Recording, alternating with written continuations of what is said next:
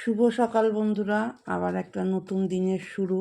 আর আমিও শুরু করলাম আমার ঘরের কাজকর্ম। সকালবেলা ঘুম থেকে উঠে অনেক দিন পরে আমি আবার একটা ডেলি ব্লগ নিয়ে আসলাম। আমার এখন আর ডেলি ব্লগ আমি সেরকমভাবে দিই না। তো আমার ভাইপো এসেছিলো জানুয়ারি মাসে, তখন ওকে নিয়ে আমি একটা ব্লগ করেছিলাম, ডেলি ব্লগ সেই। আর এই একটা দিলাম আবার। হ্যাঁ, মাঝখানে অনেক ভিডিও দিয়েছি, কিন্তু সেরকমভাবে ডেলি ব্লগের কোনো ভিডিও আমি দিইনি।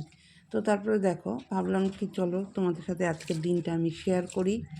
তো সকালবেলা ঘুম থেকে উঠে গেছি অ্যাজ ইউজুয়াল, উঠে যা কাজ সব করে নিলাম। তারপরে চলে আসলাম এই গাছের এখানে। এই গাছগুলোকে প্রতিদিন জল দিতে হয়, না হলে কি বলো তো, এখন না এই একটা টান টান ভাব আছে, তো কেমন যেন শুকিয়ে যায় পাতাগুলো। তো সকালবেলা উঠে গাছের জল দিয়ে দিলাম, যেমন আমি দেই প্রতিদিন। তারপরে নিজে ফ্রেশ হয়ে নিয়ে একটু চা করে নিলাম। এখন যেহেতু হাজব্যান্ড আছে বাড়িতে, তাই 2 কাপ চা করে নিলাম, লিকার চা। আমরা তো লিকার চাই খাই। তারপরে চা খাওয়ার পরে আমি তো আমার কাজকর্ম করে নিলাম, আর এদিকে হাজব্যান্ডকে ব্রেকফাস্টটা তৈরি করে দিয়ে দিলাম। আর যেহেতু আজকে বৃহস্পতিবার, আমার পুজো দিতে অনেকটা দেরি হয়ে যাবে, তো স্নান সেরে চলে এসেছি পুজো দেওয়ার এখানে। পুজো দিতে শুরু করেছি, আর এখানে পুজো টুজো দিয়ে নিয়ে তারপরে আমি যাব আবার রান্নাঘরে। তো বৃহস্পতিবারে তোমরা সবাই জানো যে বৃহস্পতিবারে পুজোটা তো অনেকটাই দেরি হয় দিতে। আমারও সেই রকম অনেকটাই দেরি হয় দিতে। এই দেরি হয়ে যাওয়ার পরেও কিন্তু আবার রান্নাঘরে গিয়ে রান্নার কাজটা আমাকে করতে হয়, কারণ সকালের দিকে আমি রান্না করি না। আমার তো অফিসে বেরোনোর বা স্কুলে যাওয়ার কেউ নেই, তাই আমি একটু বেলাতেই রান্নাটা করি পুজো টুজো দিয়ে। তো তারপরে দেখো, পুজো শেষে আমি আবার একটুখানি নিজে কিছু খেয়ে নিলাম, খেয়ে দিয়ে চলে এসেছি আবার রান্নাঘরে। এবার রান্না করছি। আর রান্না, আর আজ যেহেতু বৃহস্পতিবারের রান্না, আমি খুব একটা উম, রান্নার বেশি একটা ঝামেলা যুক্ত রান্না আমি করি না, পারি না, কারণ সময় হয় না। চটজলদি যেই রান্নাটা হয় সেটাই করে নিলাম। তবে এই আলু ফুলকপি পনির দিয়ে রান্নাটা একটু সময় সাপেক্ষ ছিল, তো যাই হোক, হয়ে গেছে।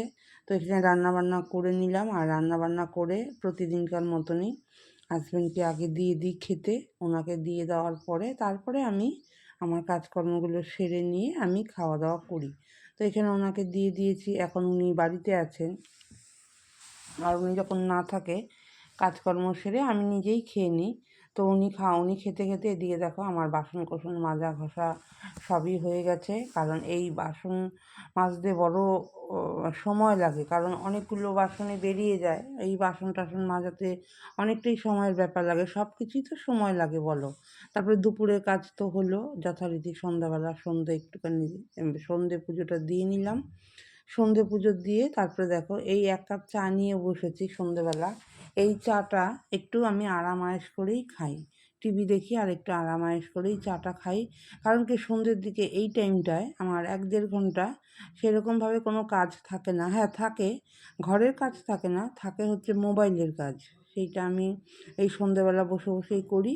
তারপরে একটু আরাম করে নিলাম, একটু করে নিয়ে মানে রেস্ট যেটা বলে আর কি, করে নিয়ে আবার রাতের জন্য রেডি হয়ে নিলাম। রাতের রুটি খাবে হাজব্যান্ড, তো আটাটা মেখে নিলাম। আটা মেখে দেখবে সাথে সাথে তার রুটি করা যায় না, আমি 30 মিনিট আগে আটাটা মেখে রেখে দিই। তারপরে এখানে হাজব্যান্ড রুটিগুলো বেলে দিল, আর আমি এখানে রুটিগুলো সেঁকে নিলাম। আর উনি থাকলে বাড়িতে রুটি উনিই বেলে দেয়, রুটি লুচি পরোটা উনিই বেলে দেয়, এই জিনিসটা করে। আর আমি এদিকে ভেজে নিই, আর লুচি টুচি হলে তো ভেজে নিই, আর রুটি সেঁকে নিলাম, পাতলা পাতলা করে রুটি করেছে সেঁকে নিলাম। তো এই করে ওনাকে আগে দিয়ে দিলাম খেতে। উনি খাওয়া দাওয়ার পরে তারপরে আমি আবার খাবো। তো এখানে দেখো, রাতের মানে আমাদের রেস্ট নেওয়ার যেটা, ঘুমানোর যেটা জিনিস, মানে সুন্দর করে বিছানা গুছিয়ে মশারি টানিয়ে নেওয়া, সেটা আমি করে ফেলেছি। আর এখানে দেখো, তোমাদেরকে আমিও রাতের গুড নাইট জানিয়ে দিলাম। চলো ভিডিওটা আজকে এখানে শেষ করি, টাটা।